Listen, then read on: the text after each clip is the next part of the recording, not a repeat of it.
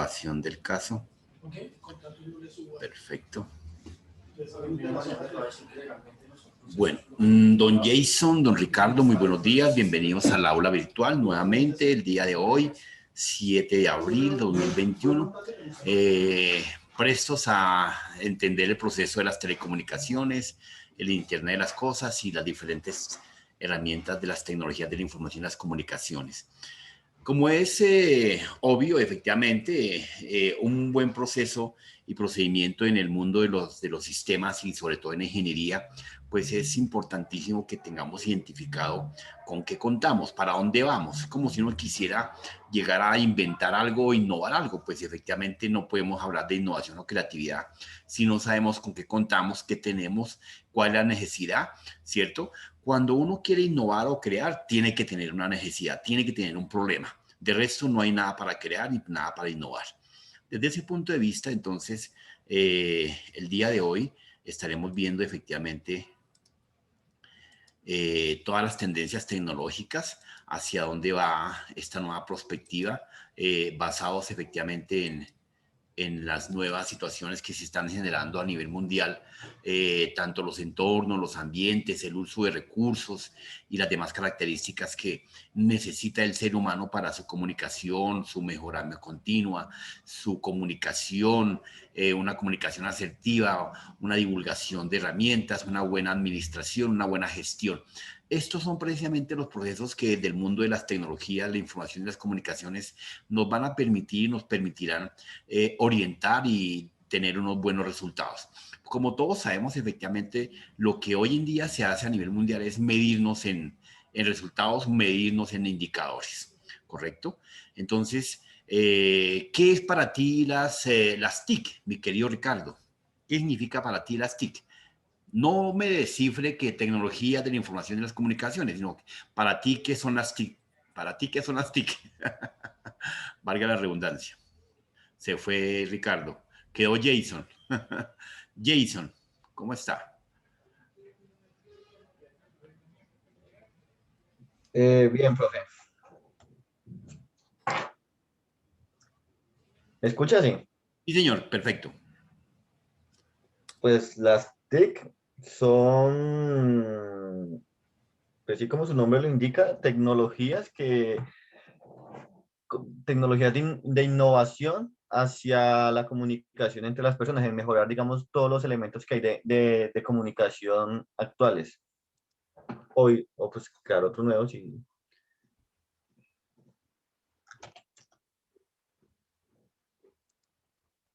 Correcto. Correcto. Bajo esa perspectiva, llegó Ricardo. Bajo esa perspectiva, efectivamente, hoy en día han surgido, están surgiendo y van a surgir nuevas herramientas, nuevas tendencias, nuevas tecnologías, nuevos métodos de información, nuevas herramientas de comunicación. Entonces, recuerden que las herramientas... Hola, Ricardo, ¿cómo le va?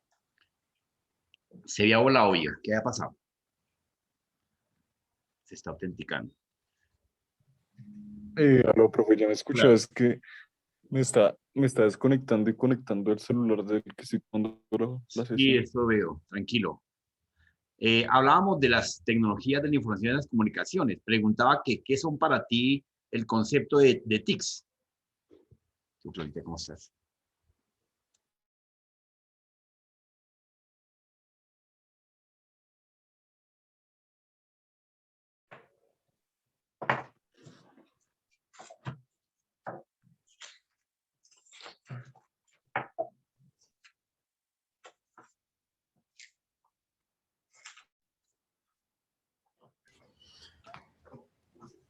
Bien, entonces, en ese orden de... Ricardo,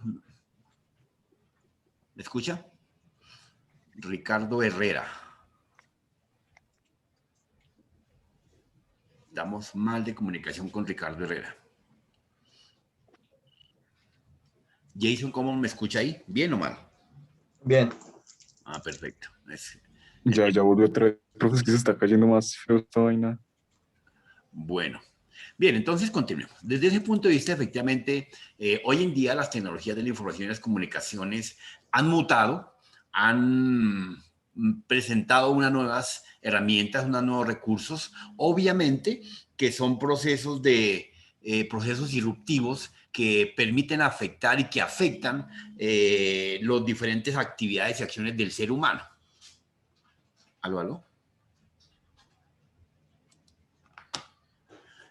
En ese orden de ideas, efectivamente, nosotros miraríamos efectivamente desde este horizonte los retos, los riesgos, las amenazas, las nuevas tecnologías.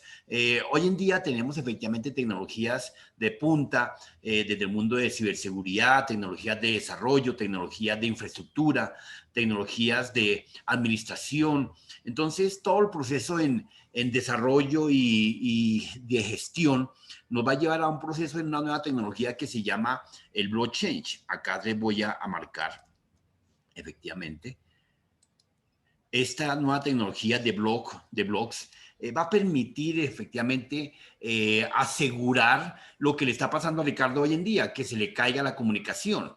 Entonces, la nueva tecnología en blocks le va a facilitar al resto de la humanidad tener una conectividad constante y asegurada. No pasa lo que está viendo Ricardo hoy en día, que está conectado y a los 2 segundos se cae, al minuto, a los 30 segundos, etcétera.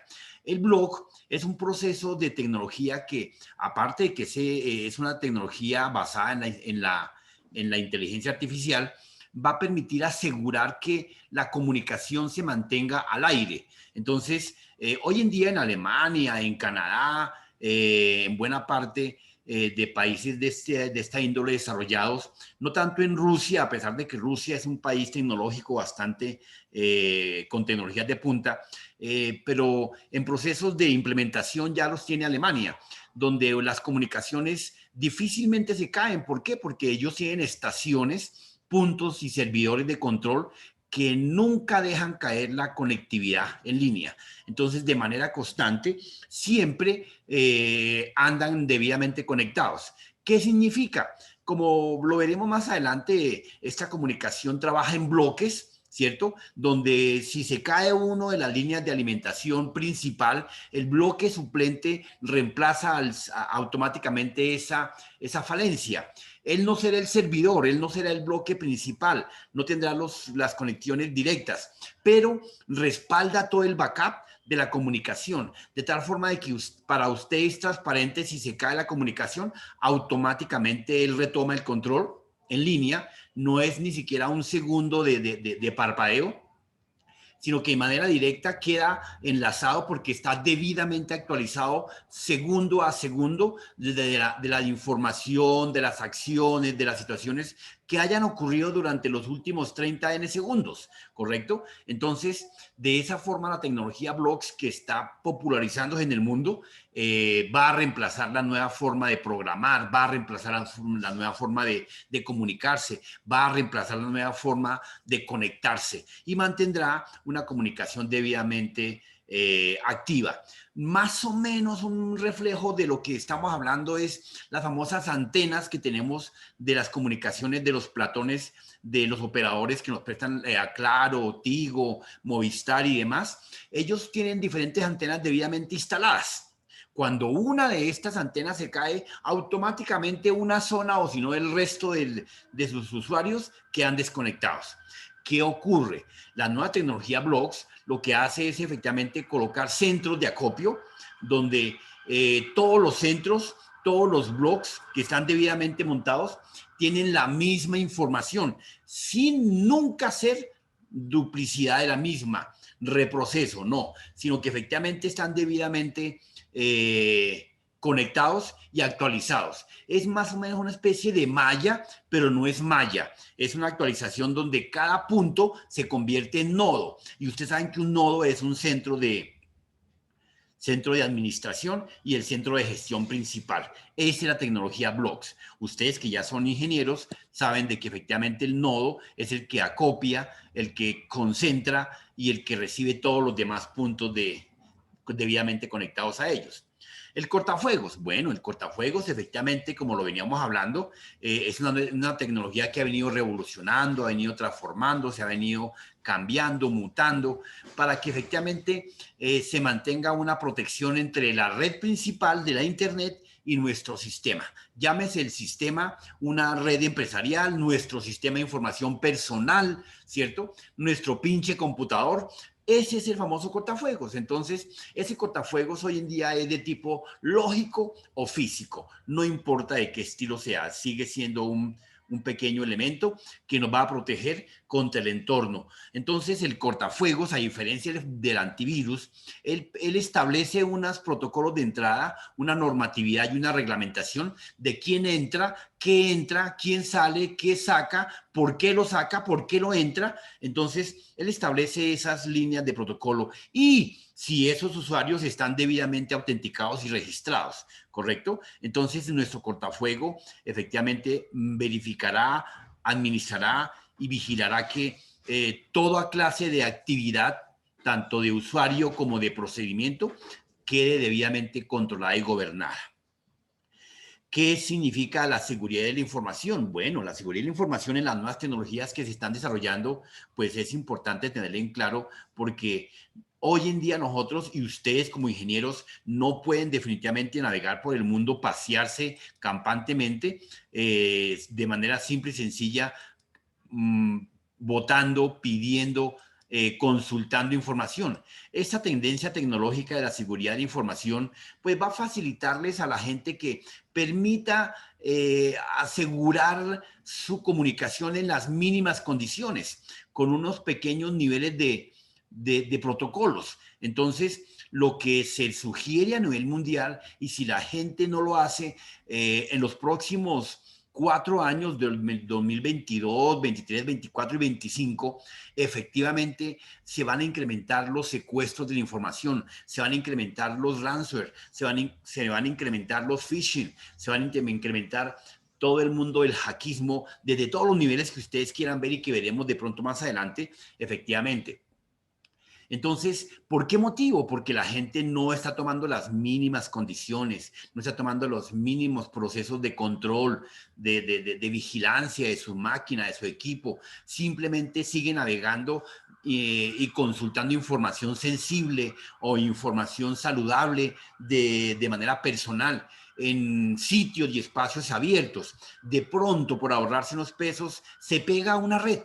No sabemos qué tanto nivel de protección sea esa red. Entonces, el parroquiano normal efectivamente se pega a la red que se le aparece en la esquina de la cuadra del vecino y de ahí utiliza, pero no sabe que está siendo vigilado. Aparte de que pueda que no tenga nada para quitarle, ni nada para secuestrarle, ni nada para hacerle algo.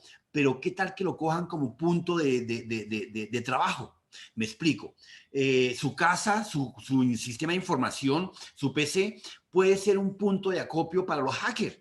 Y usted, como no tiene ninguna información sensible, pues no le importa que esté navegando en una red insegura. Entonces, pero su punto queda como si usted estuviese haciendo los disparos desde su trinchera. Entonces los hackers toman su casa, su PC, como trinchera de disparos, de búsquedas, hasta de bajada de información.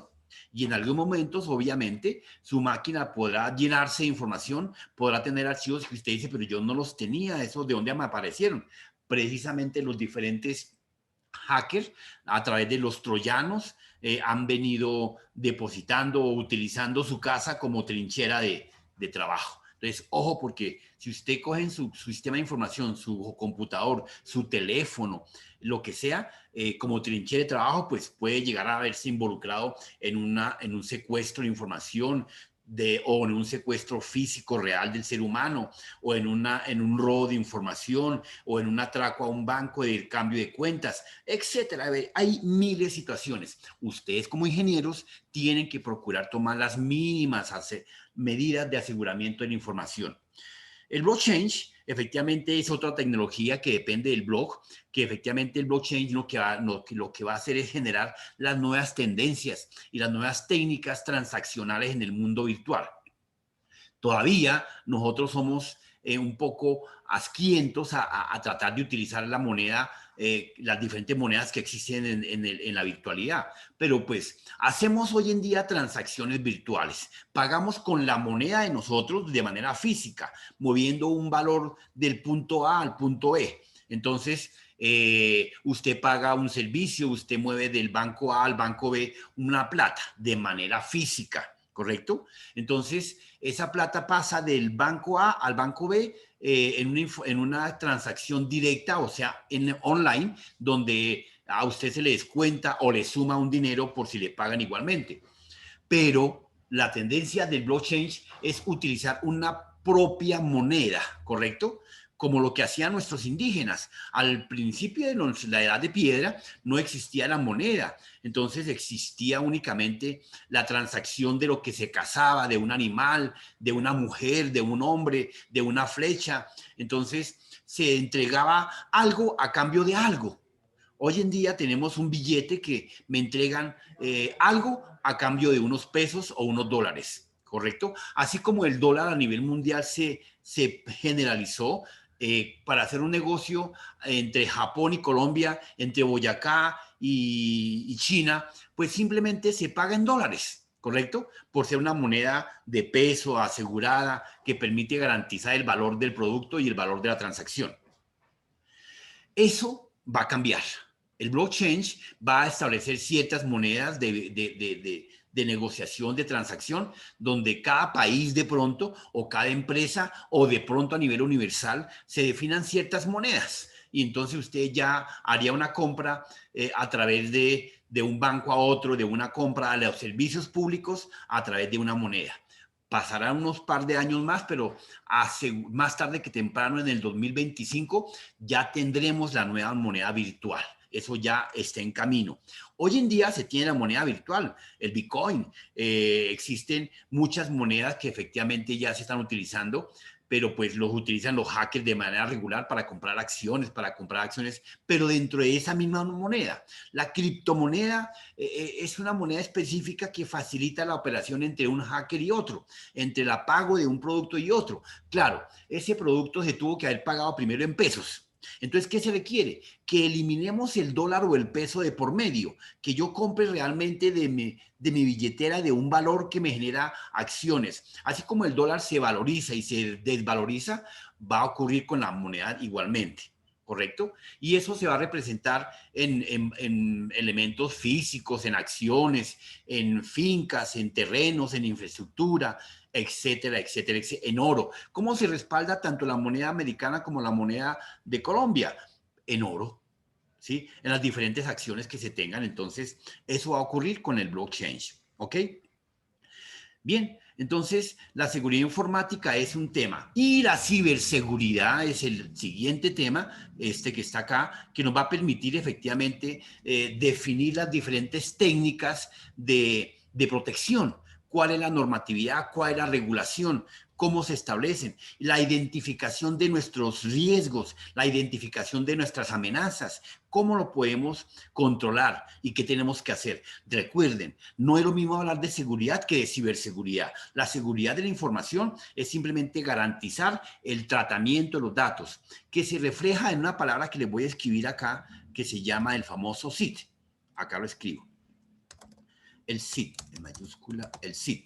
¿Qué significa el SID? Acá se los voy a desagregar. SID. Acá. Entonces, ¿qué es el SID? Pues el SID es la confidencialidad, por un lado.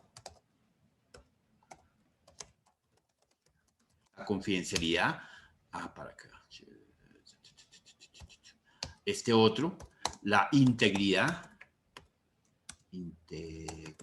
Integridad. Y este otro, que es la disponibilidad.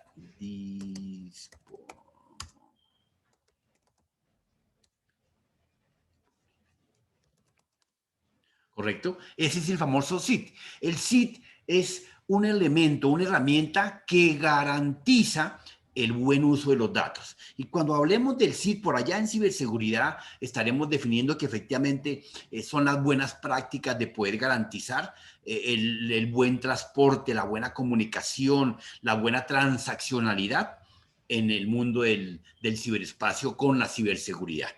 Bueno, compañeros, entonces, ¿preguntas hasta ahí? No, señor. Antes de eso, claro que obviamente intentaremos aclarar un famoso PHBA, ¿cierto? Ese PHBA nos va a establecer un buen ejercicio de buenas prácticas, una mejora continua. El PHBA simple y sencillamente nos va a definir cuál es la línea de cumplimiento de las actividades, donde el PHBA nos establece y nos define los requisitos, los indicadores, los logros del cumplimiento. ¿Ok? Entonces el PHBA siempre, ténganlo en mente, nos va a definir una mejora continua. Mejora continua. Y entonces, ¿qué es lo que es el SIT? ¿Quién me dice qué es el SIT? Mi querido Gian. Gian. ¿Qué es el SIT? Gian Camilo. No sabría decirle, profe. Lo acabé de explicar, no me extraña, hermano. Jason, ¿qué es el ¿El SIT? SIP o el SIT?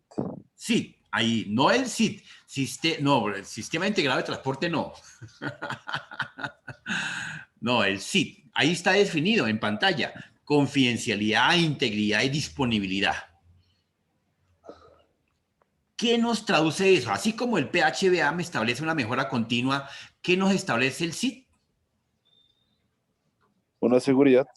Una seguridad, correcto, muy bien. Una utilización de los elementos. Nos garantiza, ¿sí? Nos garantiza el tratamiento y el uso de los datos. Eso es lo que nos garantiza el SIT. Uso y tratamiento de datos. ¿Correcto? Bien. Entonces, no olviden eso porque es importantísimo. Claro, eso lo veremos con calmita más adelante. Bien, borremos. Pero, profe, qué pena, no entendí. Pues sí entendí, pero tengo una pregunta. Dime. ¿Esto es una organización que se dedica, digamos, a respetar, a respetar esa norma, la confidencialidad y todo eso?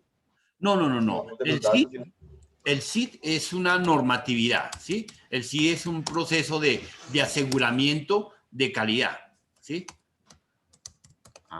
¿Y quiénes hacen eso? Ustedes los ingenieros, nosotros los ingenieros, aseguramiento. Ok, listo, digamos en el ámbito laboral. Ok, Sí, listo. señor. Pensé que de pronto era alguna organización, digamos, como una ley que tenía que Sí, regirse el CID. Sí, porque no, sí. sí, correcto. Más o menos es como, aquí sí cabe la palabra más o menos es como el tema a ver, de la cartilla de Charlie, las buenas prácticas de comportamiento. El Las buenas prácticas. comportamiento es un buen uso de que usted llega a un sitio, saluda, buenos días, mucho gusto, cómo le va, cómo te ha ido, ¿cierto? Buenas prácticas de comportamiento, respetuoso. Ese es el SID. Es un concepto donde en el mundo de la ciberseguridad, sí, este está llevado a ese tema, a la ciberseguridad. Entonces, y viceversa. Y la seguridad requiere del SID para el buen uso y tratamiento de los datos. Como lo describimos en ahorita que estaba ahí definido, el SID nos establece la confidencialidad, la C, la I de integridad y la D de disponibilidad. ¿Correcto? Entonces el SID lo que hace es eso, el aseguramiento de los datos, que garantice que usted consulta, que usted escribe, que usted almacena información y está debidamente asegurada. Cuando ustedes elaboren su tesis de grado, tienen que aplicarle SID a su información, a su proyecto, porque obviamente hay que aplicar un poquito de ciberseguridad. Usted desarrolla un programa, un software y tiene que estar debidamente asegurado. Usted desarrolla un aplicativo y tiene que tener un SID que garantice que la consulta de los datos tendrá una reglamentación, tendrá una normatividad, unos permisos, unos protocolos, unos niveles de acceso, etcétera, etcétera. Eso es el SID, ¿correcto? Sí, Bueno, señor. Entendido. entendido. Bien, continuemos. Entonces, desde esa línea, el Internet de las cosas surge en este mundo moderno, pero claro, el Internet de las cosas no es de ahora, ese ya es una herramienta vieja, es un concepto viejo. Recuerden que en el mundo de la ciberespacio, las cosas son muy de afán. En el mundo de los sistemas son de un día para otro.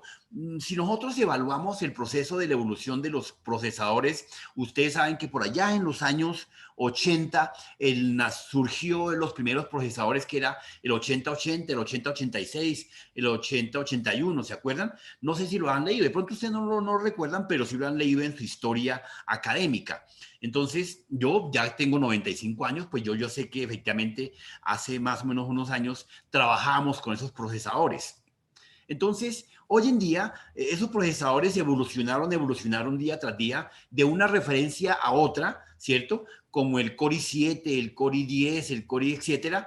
Se tomaron unos tiempos de evolución de un año, de 2 meses, ¿cierto? Los nuevos procesadores de hoy en día, surgen procesadores el día de ayer y ya para hoy ya están obsoletos, ya están caducos, por alguna situación. Aparte que la misma empresa que los produce, Intel, la iOS, o sea, la Apple y la AMD, pues se encargan de desmontar esa nueva referencia. Más se desgastan muchas veces en hacer el diseño, la arquitectura y la tecnología utilizada que al día siguiente en desmontarlos. ¿Por qué hacen ese proceso? A lo que se le llama, compañeros, competitividad.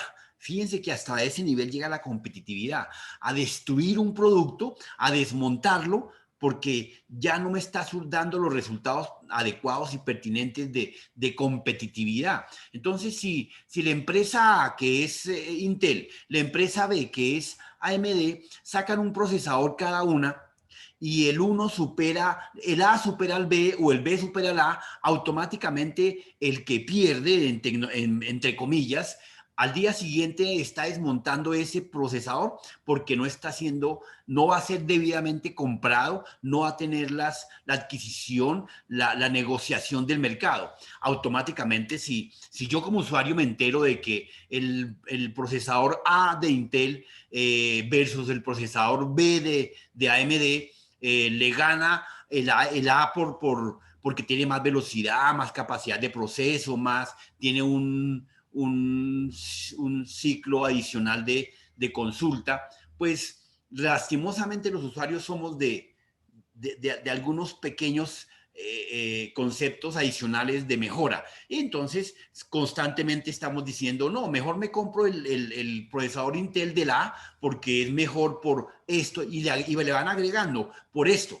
Y el otro dice por esto y esto. Y el tercero dice por esto y esto y esto. Entonces se vuelve una ola de un teléfono roto donde maximizan un producto al 100%. Nomás miren cuando un cantante sube una canción al mundo de YouTube, a Instagram, a Face, etcétera, que es donde se miden y se hacen las diferentes ventas.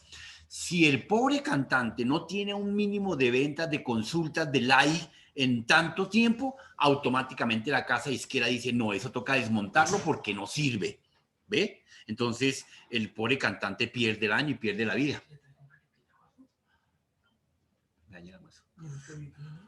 Bueno, no, güey. Ah, bueno. Listo, Johnson. Bien, entonces, en el mundo del Internet de las cosas, efectivamente, hoy en día han surgido y seguirán surgiendo diferentes factores y acciones que van a revolucionar. Y son factores disruptivos. ¿Saben qué es un proceso disruptivo, Jason? Un proceso inductivo. Irruptivo.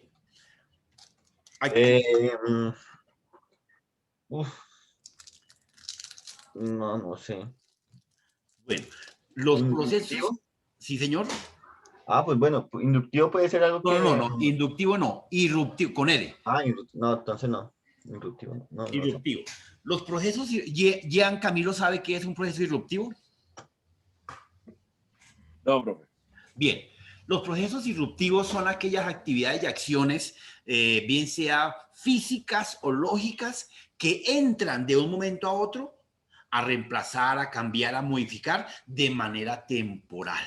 o de pronto por su buena gestión se pueden quedar de manera constante. Pero entonces son aquellas acciones que de un momento a otro aparecen y surgen como una mejora continua, como un reemplazo, como una modificación a las acciones que se desarrollan normalmente. Entonces, esos procesos disruptivos surgen en el mercado, en el Internet de las cosas, en productos físicos, en productos lógicos, en productos tecnológicos, en productos de información y en productos de comunicación.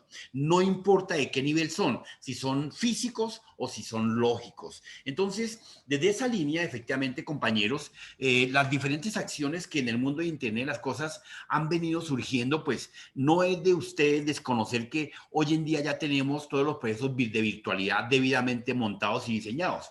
Que por alguna situación, razón o circunstancia en Colombia no tengamos la infraestructura, la capacidad de la banda ancha debidamente instalada, pues es otra cosa diferente.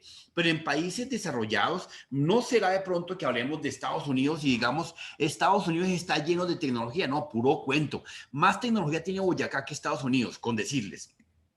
Entonces, en ese orden de ideas, efectivamente, las tecnologías en ciertas zonas del mundo y ciertos nichos especiales logran tener una conectividad de todos los elementos. De pronto, en algunas zonas de Bogotá, algunas casas ya tienen la nevera conectada al Smart, ya tienen el televisor conectado al Smart, ya tienen la puerta del garaje conectada al teléfono. Entonces, automáticamente, efectivamente, van adquiriendo esa capacidad de administración, de uso y de comunicación con las cosas. Las cosas que son efectivamente los diferentes elementos que nosotros tenemos hoy en día. Entonces, esos elementos son efectivamente la nevera, el televisor. Hoy en día nosotros, ¿dónde almacenamos información? Pues sencillo, en la nube. Ya la mayoría no utilizamos la USB, el CD, nada de eso. Nos movemos a través de unos drives, de unos elementos que nos facilitan almacenar grandes volúmenes de información en la nube. ¿Y qué es para ti la nube, Giancamilo?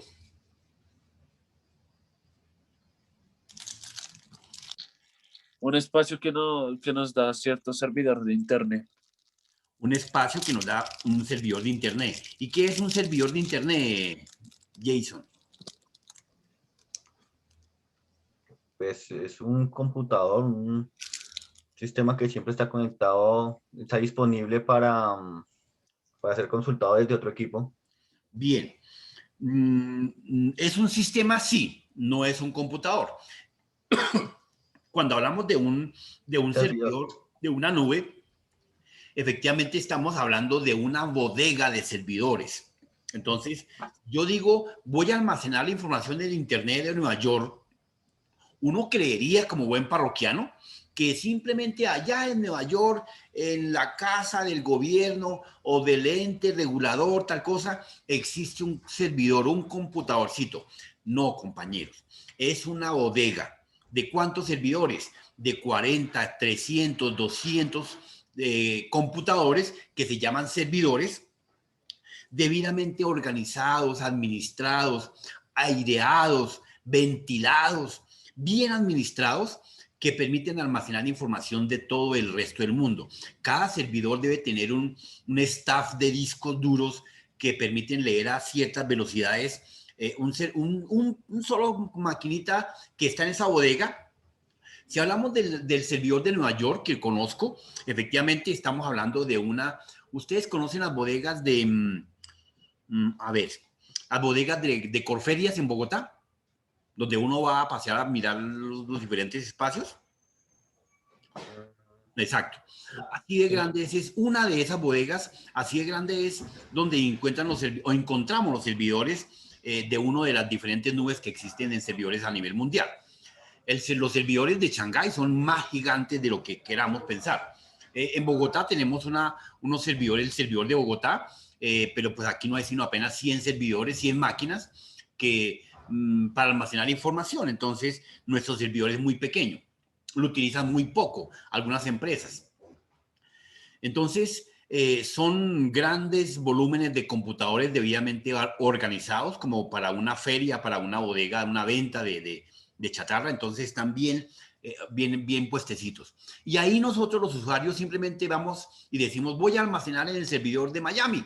Y ya uno almacena, para uno es transparente, para uno como usuario simplemente es un servidor, uno. Pero no, mentiras, es una bodega gigantísima.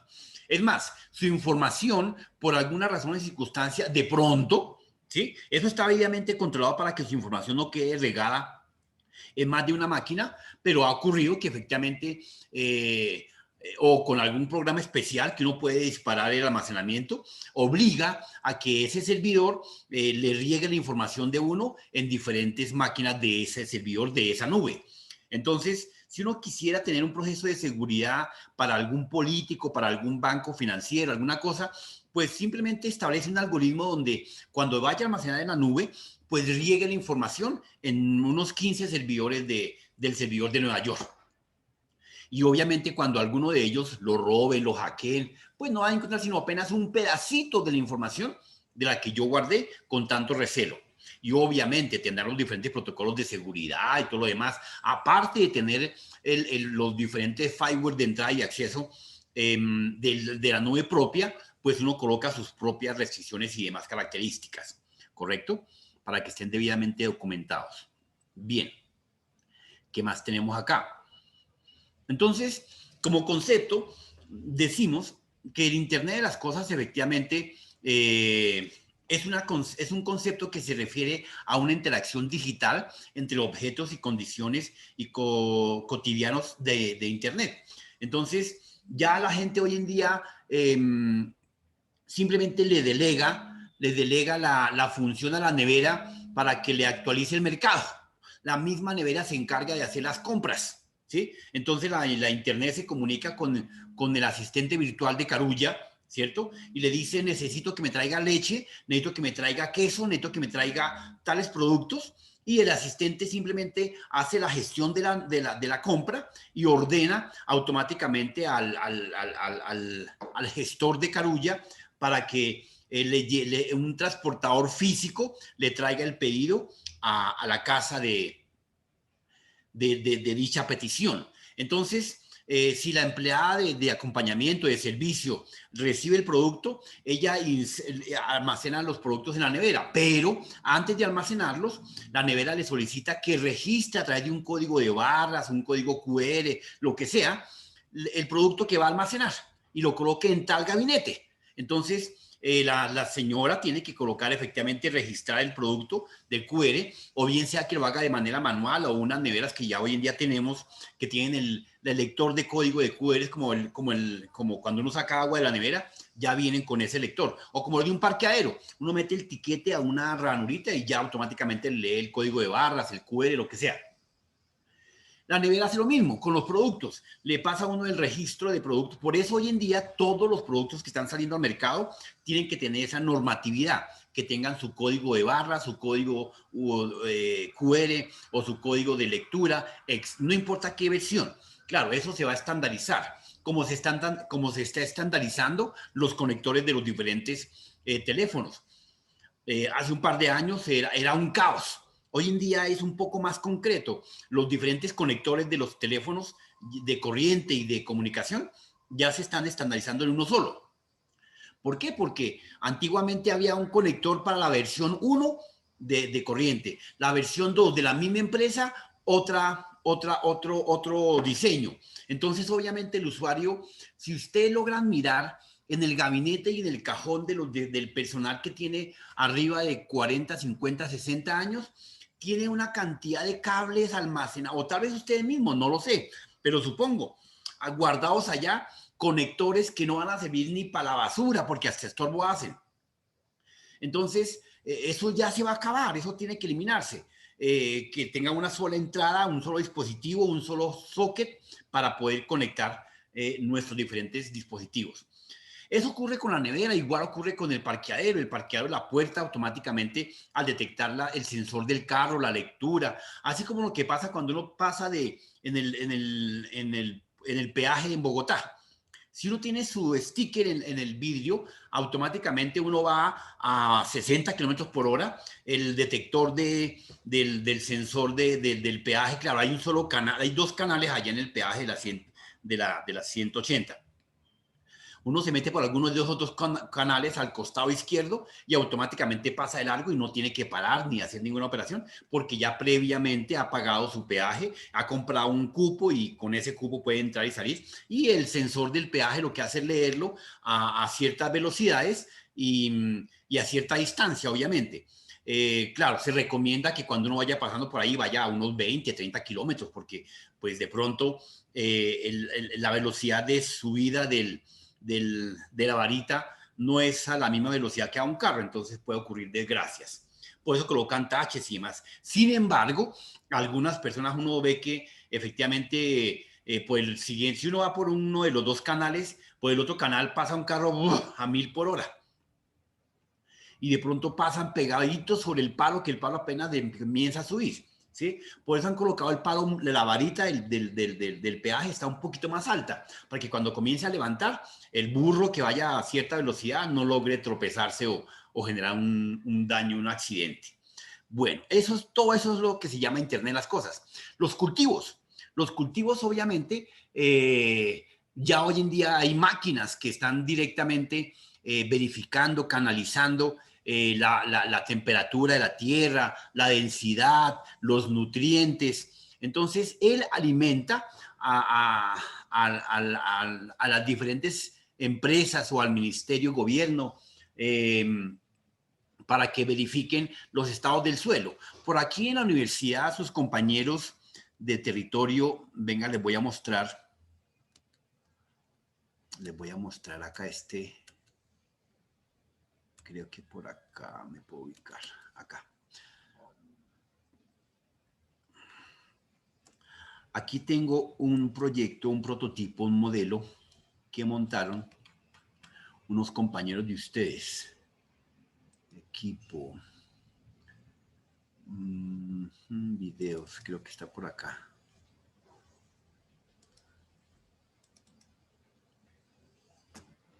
Aquí no está.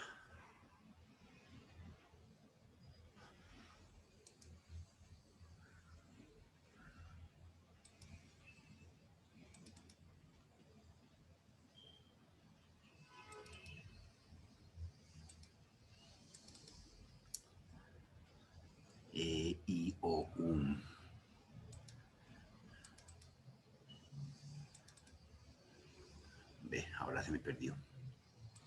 Me perdieron los videitos de sus compañeros. Una chica desarrolló un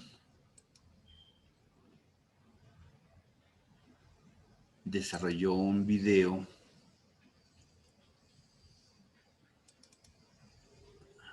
un prototipo para leer la temperatura de la Tierra. ¿Quién sabe dónde quedó? Tocará buscarlo. Bueno, te los quedo debiendo. Apenas lo encuentre se los muestro. Bueno. Entonces, estos lectores ya le dan tranquilidad al IDEAM, al tema del Ministerio de Gobierno, Agricultura, etcétera, para establecer rápidamente la densidad de lluvias, obviamente, en la tierra, ¿sí? Hay maquinitas que ya simplemente toman la temperatura y demás, y ya ayudan al usuario en su teléfono a saber si puede o no sembrar. Al campesino esto le está ayudando, pero por toneladas. ¿Qué más tenemos? Bueno, todos los niveles de ciberseguridad en el teléfono, los controles, los candados eléctricos, los lápices, los dibujos en diseño gráfico, la arquitectura y demás. En las casas, con el tiempo, ustedes van a ver que las casas ya se prenden es con un pequeño sensor digital donde usted coloca el dedito en un botón, un switch en la pared, o tal vez con sus manos llega y aplaude, o tal vez dice cortinas ábranse y automáticamente todos los elementos comienzan a funcionar para el uso y beneficio del ser humano. ¿Qué más tenemos? La seguridad de la información. Qué pena, una consulta. Dime. Esto de Amazon,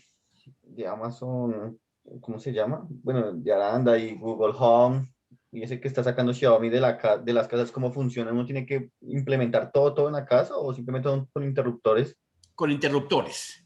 Obvio, Ah, hay que tener algunos pequeños elementos adicionales, sí, como todo. Uno quisiera que, la gente muchas veces cree que como uno ve que un carro se aproxima a una puerta y automáticamente la puerta se abre, pueda que tengan varios factores. Uno, que el señor desde su carro oprimió un botoncito, ¿cierto? Dos, ujú.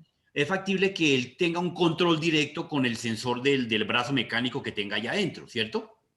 Tres, eh, que efectivamente el portón del garaje X, del edificio tal, de la finca tal, tenga un sensor de proximidad.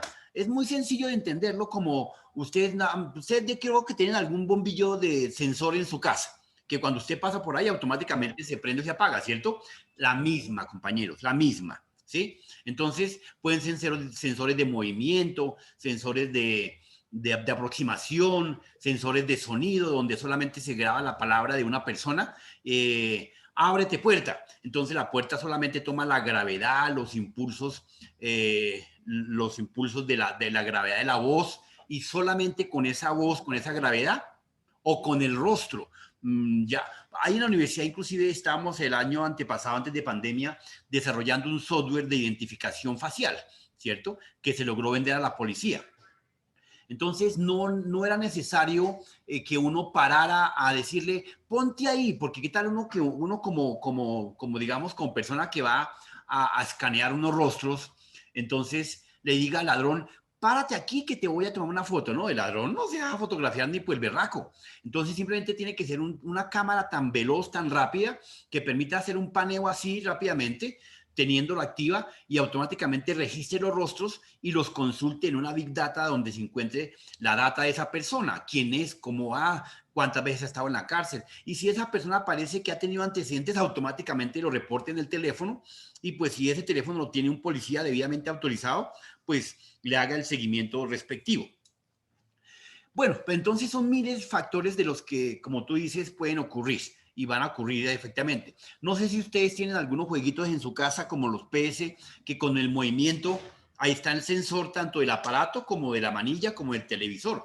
Automáticamente lo registra y usted juega tenis, fútbol, patea, etcétera, etcétera, haciendo todo el ejercicio normal en su sala de su casa, común y corriente.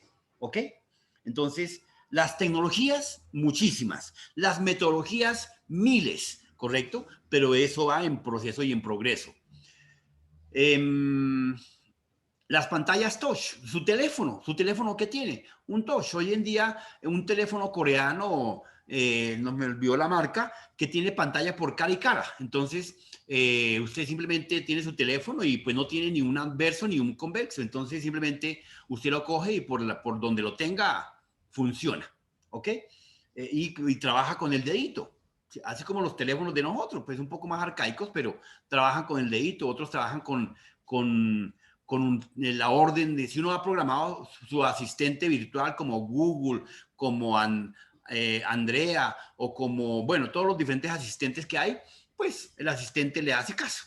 Claro, todo eso se basa en inteligencia artificial. Recuerden que la inteligencia artificial tiene 3 niveles básicos, que para llegar a una inteligencia artificial tenemos que tener primero un proceso de servomecanismos, un proceso de uso de las máquinas con inteligencia y con la programación, ¿cierto?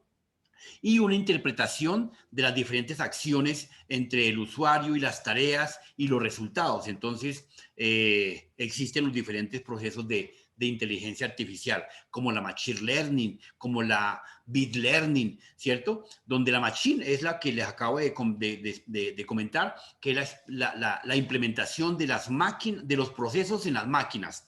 Y la bit learning es todos los procesos de la metodología de aprendizaje, de que en el caso de ustedes, yo les paso por esta pantalla, les digo, este es un modelo de un perrito, ¿sí? Y automáticamente usted, por ser una persona, un ser humano que razona, piensa, evalúa, deduce y demás, logra detectar de que con una sola mirada, con una sola vista, usted sabe que esa figura es de un perro. pero la máquina no. Para que la máquina entienda que una figura de ese estilo es un perro, me toca pasarle más de 1500 veces la misma figura y él pueda entender que es un perro, ¿correcto? Eso es la famosa Big Learning, la metodología para poder aprender. Pues ahí va. Más o menos en los años 2050 tendremos ya bastante tecnología de inteligencia artificial debidamente desarrollada. Bien, ¿qué tenemos dentro del proceso de la seguridad y la información? Bueno, entonces dentro de los procesos de seguridad e información, aquí ya comenzamos a ver un pequeño PHBA que va a permitir aquí desarrollar todos los procesos de mejora continua, donde en este PHBA la gestión de la seguridad y gestión, ¿qué es? Gestión es determinar todas las diferentes acciones, procesos y procedimientos que permitirán desarrollar y asegurar una actividad. Gestión es una palabra muy compleja que la gente no la entiende de manera regular. Entonces, es una serie de actividades como las que estamos aquí definidas que enmarcan dentro de un proceso de ciberseguridad de una buena conductividad y una buena resultado de los procesos. ¿Qué es? Para que aseguremos precisamente lo mejor que existe en el mundo del ciberespacio. ¿Qué es lo mejor que existe en el mundo del ciberespacio? Lo que nosotros tenemos que asegurar, vigilar, proteger. ¿Qué será, Giancamilo?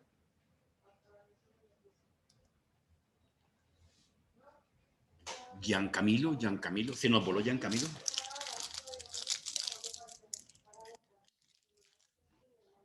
No, profe, sigo acá, solo que estoy pensando esa respuesta. ¿Qué será, Jason?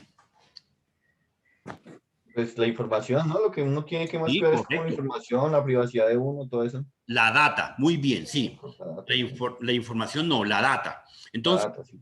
Entonces, desde ese punto de vista, efectivamente, la seguridad de la información nos establece la normatividad, la reglamentación, cómo utilizarla, qué utilizarla, conjunto. Hay 3 conceptos, los dejo para que ustedes lo tengan en cuenta en algún parcial, en el primer parcial que haremos, que ya fue programado, creo que fue el 16. Entonces, tengan en cuenta qué es el CID, la ciberseguridad, Internet de las cosas. Entonces, la seguridad de la información dice que la seguridad de la información es el conjunto de medidas preventivas, de reglas, de normas que se toma a través de una organización para que permita asegurar, proteger, regular, acceder, entregar, almacenar los datos. Y obviamente eso le alcanza a dar un pequeño puntal a lo que se llama la disponibilidad, la integridad y de los datos, ¿correcto? La confidencialidad. ¿Y eso a qué le está apuntando? ¿A qué le apunta ese tema? La confidencialidad, la disponibilidad y la integridad. La seguridad. Al CID, ¿cierto? Al CID.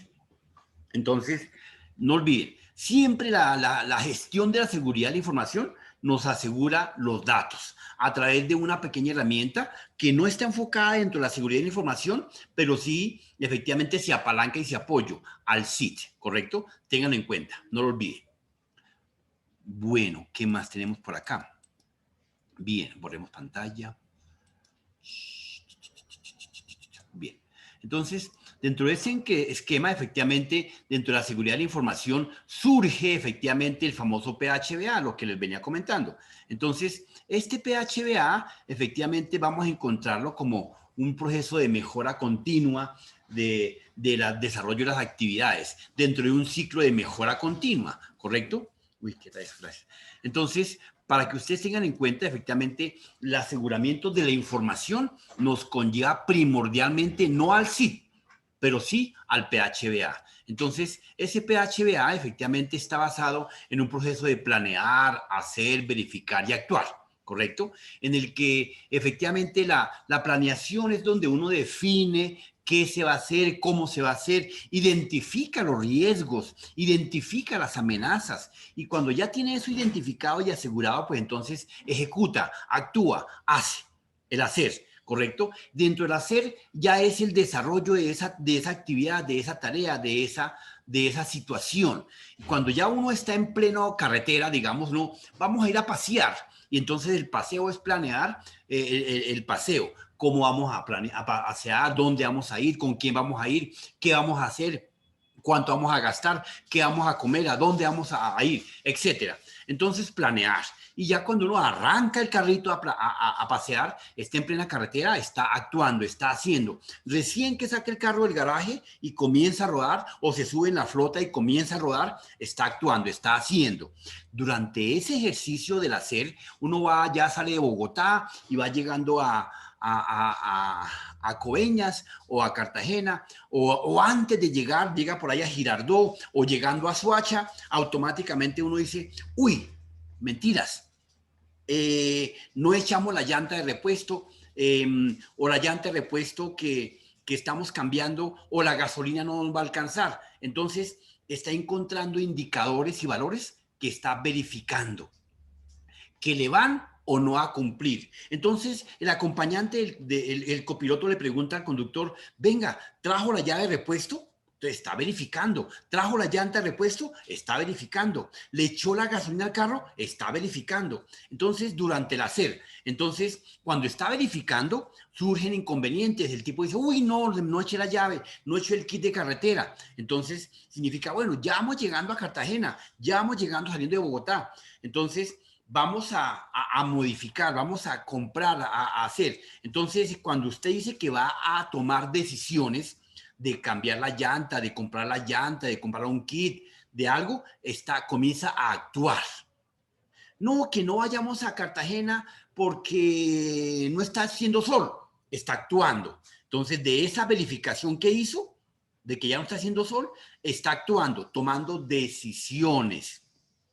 Cuando comienza a tomar decisiones, entonces está volviendo a replantear y a formular nuevamente el proceso de planeación.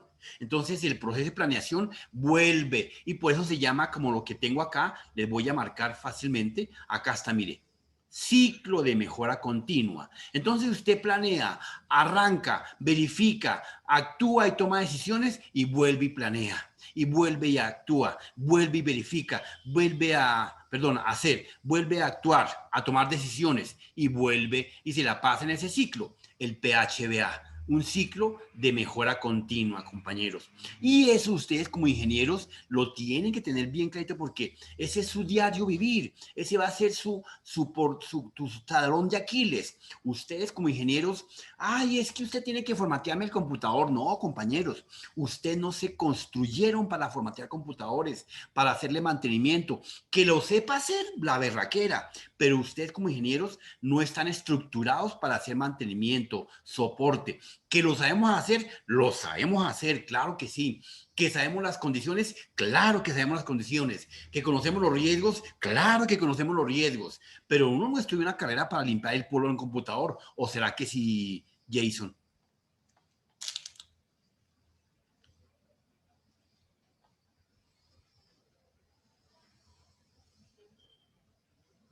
Jason, se voló Jason, Virgen Santísima, me quedé solo.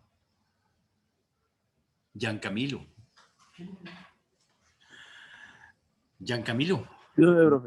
¿Qué hubo? ¿Será que uno estudia toda una carrera para limpiar el polvo a los computadores? Depende del área en el que uno se quiere especializar. No, pero en la ingeniería no existe un área para mantenimiento, viejo. Existe el área de diseño de redes. Inclusive Existen especializaciones que se basan en mantenimiento de hardware y software. Ah, bueno, sí, eso, pero para definir los procesos y procedimientos, pero no para hacer la parte operativa. Ojo, usted como ingeniero define la metodología, usted como ingeniero define el proceder, el actuar, la normatividad para hacer mantenimiento y soporte, pero no para que se dedique a limpiar computadores. Eso lo tengo claro, ¿ok? Para eso existe el técnico en soporte y el técnico en mantenimiento, ¿correcto? Entonces, la ingeniería como ciencia, en la parte de sistemas, hago la aclaración, efectivamente está estructurada y en especializaciones, ni más faltaba, pero no para esa línea. Bueno, ahora, no significa que sea un delito. No, ni más faltaba. Tampoco quiero que me malentiendan. Pero pues es para que ustedes superen el nivel de conocimiento. ¿Listo? Bueno, ¿y Jason? Señor, qué pena, es que me tocó ir al baño así de urgencia. Ah, no te preocupes, listo, bien. Bueno, Jason, sigamos. Entonces, ¿Alguna pregunta? Ah, bueno, ok, nada. Dentro de este proceso de PHBA, efectivamente tenemos igualmente los conceptos que estamos verificando. Entonces, acá tenemos dentro de este ejercicio las actividades que hemos, coloquémoslo en círculo. Las actividades de planeación, ¿cierto? Que es planeación y controlar los riesgos, identificar las amenazas, identificar las actividades y acciones. El actuar, ¿cierto? La ejecución, le evalúa la eficacia, la eficiencia, los indicadores y demás acciones a tomar en cuenta dentro de la verificación. Y las acciones correctivas, que son las que uno ejecuta y actúa, entonces ahí es donde establece. Y todos los procesos que ha venido planeando, que están acá, que es el primer paso, ¿cierto? Entonces establece los objetivos, lo que va a hacer, cómo lo va a hacer, por qué lo va a hacer, etcétera, etcétera, etcétera. Entonces ahí está pintado nuestro famoso PHBA, no lo olviden, que es parte fundamental del aseguramiento de la información. Todo este cuento es porque dentro de la seguridad informática se tiene que tener en cuenta estos niveles y estos indicadores para una mejora continua, como lo indica nuestro ciclo de mejora continua, el famoso PHBA. Bien, continuemos. Entonces, bueno, aquí les dejo el concepto de que efectivamente el PHBA nos establece un método de planeación. El PHBA nos establece una mejora continua. El PHBA nos da un aseguramiento de las actividades, de las acciones debidamente planeadas, actuadas, verificadas y ejecutadas. ¿Correcto? Bien, borremos pantalla.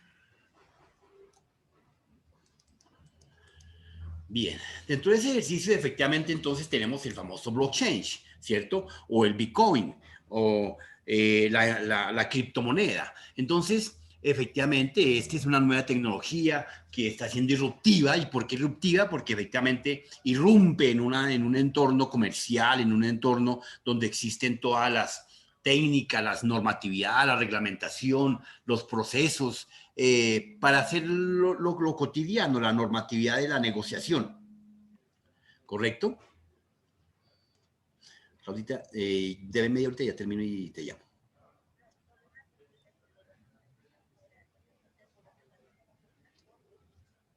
¿Mora qué es? ¿Quién es? Ah, sí, como transporte. Sí, como transporte, como transporte. Sí, señora. Chao. Bien. Entonces, esa nueva tecnología, efectivamente, de blockchain, es disruptiva porque entra a tener una nueva alternativa, una nueva tendencia dentro del mundo comercial, el mundo de negociaciones, donde el hombre ya tiene, entre comillas, definido qué es lo que va a hacer, cómo lo va a hacer, con qué lo va a pagar. Y hay una nueva alternativa. Entonces, en el ciberespacio no existe el dólar. Existe el dólar de manera física y no virtual, de manera tangible. Pero entonces, en el ciberespacio no podemos fácilmente negociar el dólar, ni cambiarlo, ni trasladarlo. Entonces, la nueva tecnología existe en blockchain para definir nuevas tendencias de transaccional que sean válidas en el mundo del ciberespacio. ¿Ok? Entonces, es ahí cuando surge la famosa blockchain. ¿Y qué es el blockchain? Entonces, efectivamente, es una cadena de bloques de acciones y medidas que se toman, conocidas como en inglés, el blockchain, obviamente, es una estructura de datos en la que la información contiene, se agrupa, se administra, se distribuye para que sea debidamente consultada, almacenada, verificada y demás. El blockchain solo altera los procesos del ciberespacio. Solo se utiliza en el mundo de la ciberseguridad, en el mundo de las transacciones del Internet, no más. Nosotros no vamos a tener una transacción en la esquina de la calle a través de 1000 monedas, a menos que tengamos un teléfono, un par de teléfonos donde hagamos las diferentes operaciones.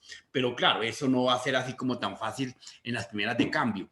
Para tener un proceso de blockchain, tenemos que conocer de tecnología, del mecanismo, del algoritmo para poderlo controlar, para poderlo administrar y para poder saber cuándo hay que vender, cómo hay que vender y qué se puede comprar. Entonces, es una tecnología que requiere de un conocimiento específico. No todo el mundo puede negociar con la moneda blockchain.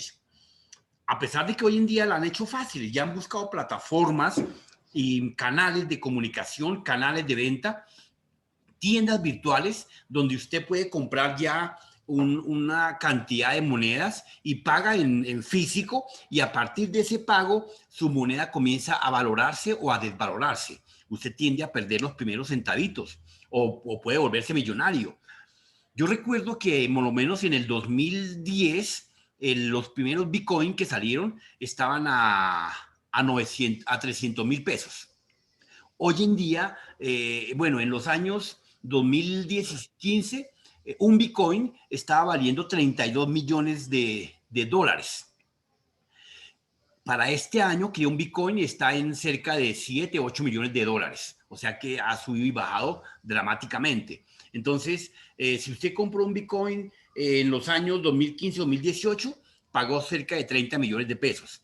Para esta época, ese Bitcoin está valiendo 7, 10 millones de pesos. O sea, se ha desvalorizado. Pero si usted compró un Bitcoin en los años de la década de los 2000, 2010, ese Bitcoin le costó 1 millón de pesos en promedio. Y Menos. creo que valía eso. Una vez lo vi como en el 2008, más o menos, que fue la primera vez que escuché eso. Sí, Estaba como en 800.000 un Bitcoin. sí, sí, más o menos. Eso es lo que valía. 500.000. En promedio, sí, señor. Y hoy en día el Bitcoin está cerca de los 7 millones de pesos en promedio, oscila, ¿correcto? Entonces, pues ha ganado una plática larga, pues lógico. Uno compra un Bitcoin, pues eso es muy bobo. Como las acciones de Ecopetrol, uno pues si compra 10,000 acciones, eso es chimbo, eso no tiene mayor sentido, ¿sí? Uno tiene que comprar cerca de 50,000, 800,000 acciones para que represente algo. Alguna vez me pasó a mí, yo compré, creo que si no estoy mal, como que 10,000 acciones, me valieron como 1 millón o millones de pesos, por allá en los años 90 o 2000. Y al cabo del tiempo como que estaba debiéndoles a ellos la operación al corredor de bolsa donde gestionaba la información. Yo ni siquiera sabía que eso se tocaba gestionarlo y correrlo a través de una bolsa. Entonces eso, mejor dicho, ya como que estaba empeñado. ¿En serio? Entonces, eso es una cosa espantosa. Hay que saber, inclusive hasta el corredor de bolsa, porque el corredor de bolsa corre sus intereses gradualmente. Por lo menos los que tienen, hoy en día, para que ustedes estén medio enterados, los que manejan el proceso de ¿cómo se llaman? Las CPS, eh, las aseguradoras de la pensión, ¿cómo se llaman? Los fondos de pensiones. En los fondos de pensiones, la persona tiene sus cesantías allá guardadas, ¿cierto? No, sus cesantías no, su pensión. Entonces, en ese fondo le pueden acorrer esa práctica en las diferentes mesas de dinero. Y en esas mesas de dinero pueden subir o bajar rápidamente los valores de las acciones. Entonces, usted, como accionista de Colfond, no, de Colfond, no, de Porvenir, de Protección, de Colmena, usted puede quedar en la calle. Por eso le colocan un nivel de participación en la bolsa a a la tercera parte, a los usuarios para que sus acciones en ese fondo suban o bajen. Entonces, la gente que tiene por ahí un sueldito de 1 millón, 2 millones de pesos, pues en el fondo no le va a subir mayor cosa en el interés. El fondo sirve para la gente que gane 10, 15, 20 millones de pesos, y automáticamente al cabo de un año pues tiene muchísimas acciones allá guardadas con los aportes de la empresa, el pago de las cesantías y las acciones constantemente. Pues al final de una rentabilidad de unos 20 años, pues va a tener unos 500, 600 millones de pesos que automáticamente comienzan a ganar intereses. Y eso es lo interesante del asunto. Entonces, el Ecopetrol, usted no se vayan a entusiasmar por comprar 20 acciones. No, eso es un negocio pendejo. Eso es ahí hacerle la utilidad ricachón de Ecopetrol. Si van a comprar acciones, cómprense de unas 500 para arriba, y si no, pierden el año. ¿Y cuánto valen 500? Bueno, yo no sé cuánto vale una acción hoy en día de Ecopetrol, debe estar cerca de como que los 3,000 pesos, creo. Ah, pues entonces no son caras. ¿Cuánto vale una acción de Ecopetrol, Johnson? Por ahí 50.000 pesos, imagínese. Ah, entonces sí es caro. 500. No, pero es que 50.000, una accioncita, usted gasta 50.000 pesos y de pronto esa verdad que acción baja, no, automáticamente La se pierde. pierde sus pesitos. Pero creo que sí con el Bitcoin no pasa lo mismo, ¿no? Porque pues así el Bitcoin baje, después va a tener que volver a subir y Sí, es un pues, poco yo más nunca he visto el estable. Bitcoin, nunca he visto el Bitcoin más Sí, abajo que un año anterior. sí, sí, él es un poco más estable, pero sin embargo, yo la verdad todavía no invertí en Bitcoins, algún día. Pero pues cada día es más caro y más difícil de invertir. Ah, no, sí, eso sí es cierto. No te digo que hoy en día comprar un berraco, una monedita virtual, te vale 7 millones de pesos. No, eso no tiene sentido. Entonces, para tener un poco de rentabilidad, tiene que tener por lo menos unos, ¿qué le digo yo? Unos 2.000 bitcoins. ¿Y cuánto pueden valer 2.000 bitcoins? Mínimo que tenga 1.000 bitcoins para que algo le dé rentabilidad. ¿Cuántos? 1.000 bitcoins serían cerca de 700 millones de pesos. No, no más. Si un Bitcoin está en pesos colombianos, un Bitcoin está como en 150 millones. Un poco más por ahí, sí, más o menos. Bueno, eso en cuanto al blockchain, ¿ok? ¿En qué se aplica el blockchain? Entonces, las aplicaciones del blockchain son el almacenamiento de la nube, distribuidores, gestión de identidades. O sea, cuando uno dice que en qué se aplica es porque usted es socio de un servidor de almacenamiento en la nube, porque eso sí está creciendo como espuma, ¿verdad? Los servidores los están montando y obviamente los patrocina alguien, los compra, los alimenta, porque tiene que tener un personal que los mantenga, la energía, los gastos y todo eso, pues tiene una serie de gastos que representan. Pero igualmente eso, hay mucha gente comprando espacio en la nube, empresas y demás características. El nivel de uso de la nube dentro del 2015 al 2020, imagínense, fue exponencial, fue al 4.000%. O sea que el ser humano está cambiando el proceso de almacenamiento físico a un proceso virtual. Por eso era que yo les decía el día de ayer que el proceso de almacenamiento está cambiando de manera astronómica y vertiginosa. Ya el ser humano está buscando procesos de almacenamiento activos, vivientes, en la molécula viva, porque se han dado cuenta de que por lo menos en 1.000 años, lo que usted haya almacenado hoy en día en un disco de estado sólido o mecánico, que no existirán obviamente, pues se ha perdido porque la molécula se ha transformado. ¿Ok? No sé si ustedes de pronto han visto que en su casa la ventana de pronto suena, ¡tuc! O el vidrio, o el piso, ¿sí? Es porque la molécula se comprime y se contrae y se expande a medida que la temperatura sube o baja. Entonces, por eso es que existen algunas ranuras en la casa, o por eso es que hay algunos ruidos en la noche, porque la densidad de la noche hace que la molécula se expanda o se contraiga. Eso se llama Por eso alguna vez en los diferentes elementos de almacenamiento se hablaba de high density, low density, ¿cierto? Entonces era porque se grababa a alta densidad y a baja velocidad. Entonces, eso tenía una certeza de que efectivamente, si era a high density, su velocidad de lectura era muchísimo mayor y su capacidad era muchísimo mayor porque aprovechaba precisamente todos los espacios. A eso se refería. Bien, ¿qué tenemos acá? Borremos pantalla, el cortafuegos.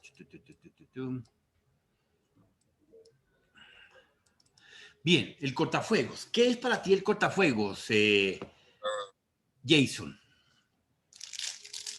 El cortafuegos es como esa, digamos que como que lo que evita como la interconectividad, como que que hayan varias personas utilizando el mismo equipo. No. Gian, Camilo.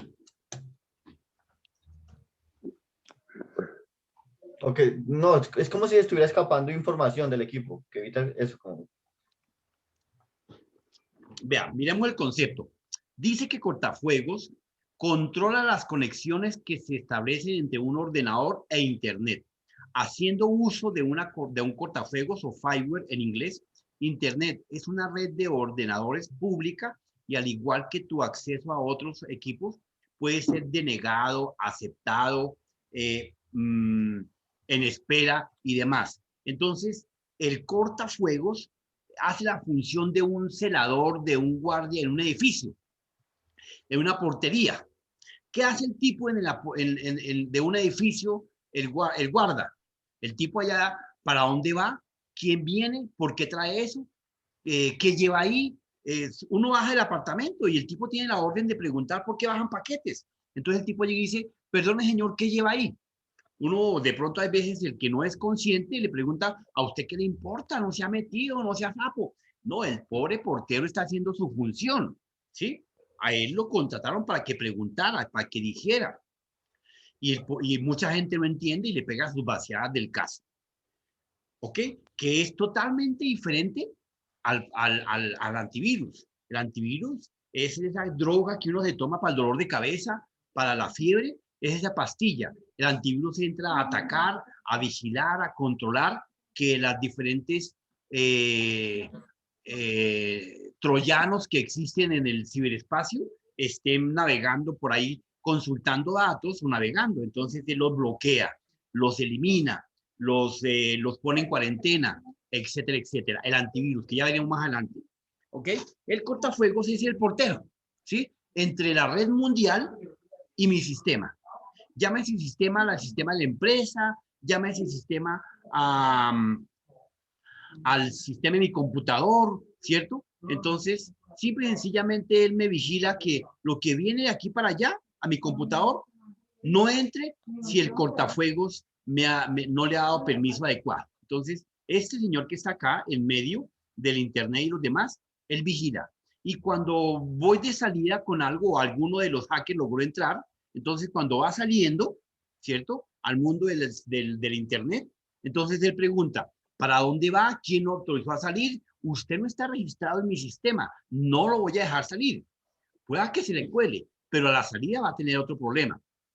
Y cuando él saca datos o mandó algún paquetico, entonces encontró una puerta trasera, pero el cortafuegos lo logra identificar, le pregunta qué lleva ahí, por qué saca esa información.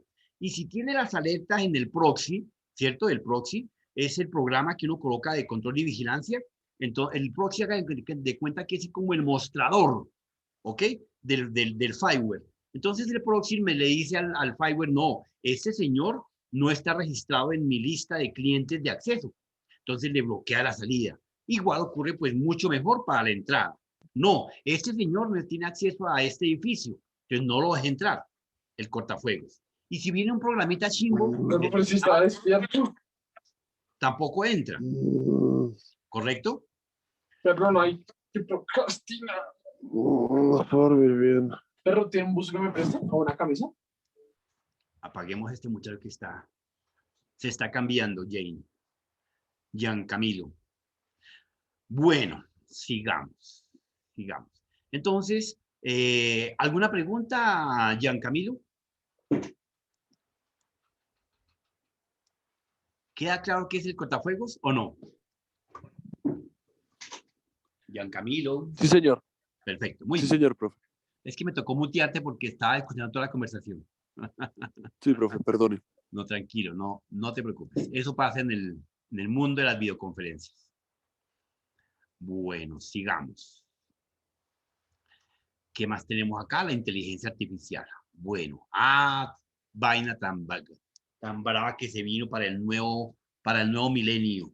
Entonces, la inteligencia artificial, pues efectivamente es toda una nueva tecnología disruptiva en el mundo en el que vivimos. Es toda una nueva tecnología, una nueva tendencia en las diferentes acciones y actividades tanto del ser humano como la integración de la mecánica, de la robótica al mundo del ser humano.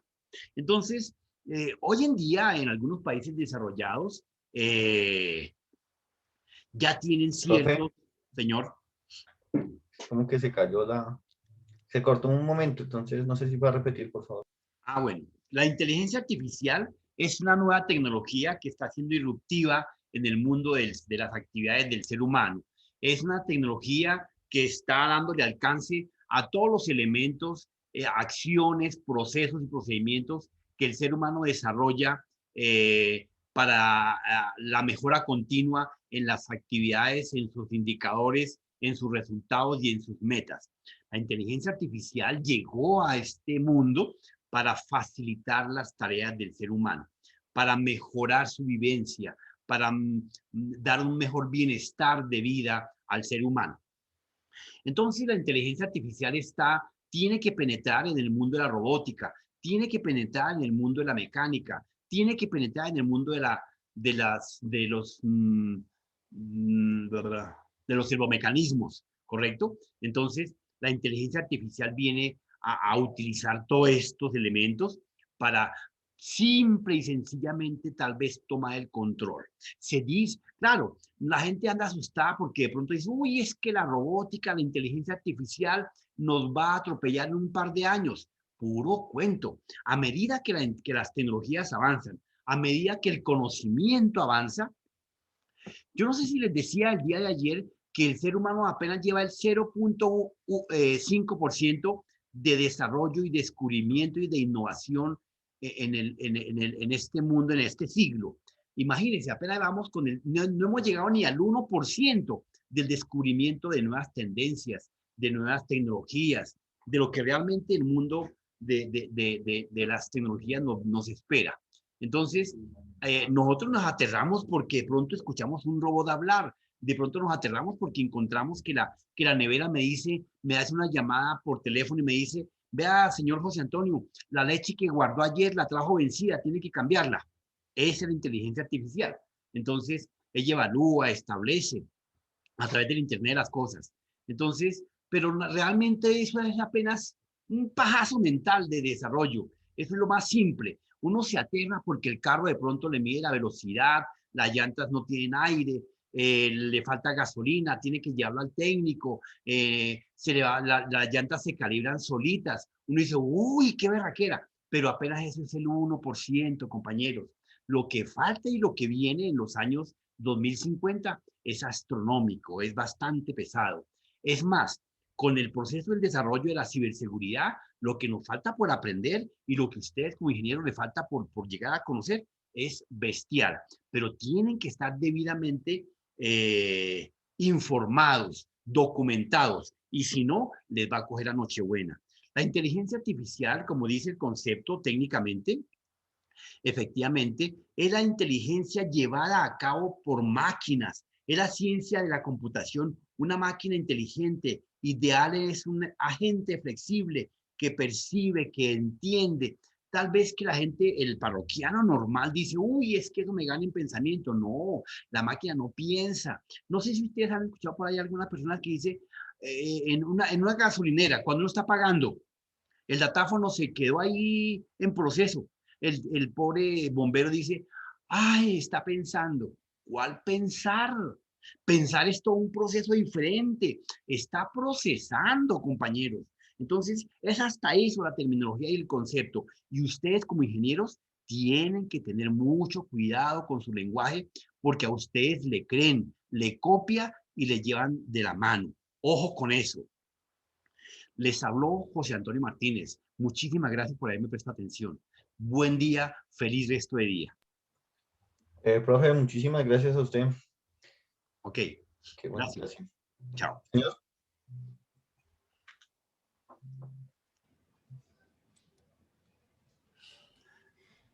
Chao, Jason. Chao, Giancamilo. Chao, Ricardo. Ricardo se quedó autenticando. Señor. Chao, profe. Bueno, hasta Chao. luego, profe. Muchas gracias. Feliz tarde. Chao, Nos chao. vemos mañana.